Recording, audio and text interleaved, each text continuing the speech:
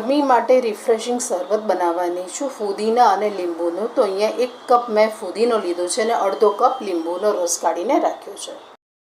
આ ફુદીનાને મિક્સર જારમાં ભરી દઈશું. ધોઈને રાખ્યો છે અને અડધો કપ જેટલું પાણી નાખીને આપણે આની પેસ્ટ કરી દઈશું.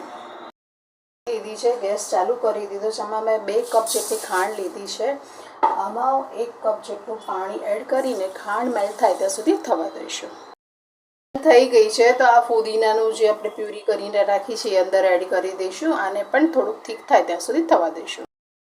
આ ઉકળે છે તો આમાં 1 ચમચી જેટલો બ્લેક સોલ્ટ, 1 ચમચી જેટલો જીરા પાવડર એ એડ કરીને થવા દઈશું. અડધી ચમચી જેટલું સાદું મીઠું પણ એડ કરી દઈશું.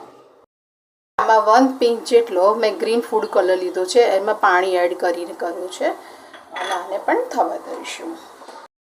ચેક કરી જોવાનું હાથમાં લઈને. આપણે 1 તાર કે 2 તાર નથી કરવાનું, બસ હાથમાં ચીકણું લાગે ને એટલું જ હોવું જોઈએ. તો લાગે છે તો હું ગેસ બંધ કરી દઈશ. પહેલાં બંધ કરી દીધો છે. પછી જ આની અંદર અડધો કપ જેટલું લીંબુ એડ કરવાનું અને પછી ફરીવાર નહીં ગરમ કરવાનું, નહીંતર છે ને તમારું શરબત એકદમ કડવું થઈ જશે. મેં ગેસ બંધ કરીને પછી જ મેં અડધો કપ લીંબુનું શરબત એડ કર્યું છે. હવે આને નીચે ઉતારી દઈશ. બોટલમાં ભરી દીધું છે, ગ્લાસમાં પાણી પણ ભર્યું છે. આમાં થોડોક બરફ પણ એડ કરી દઈશું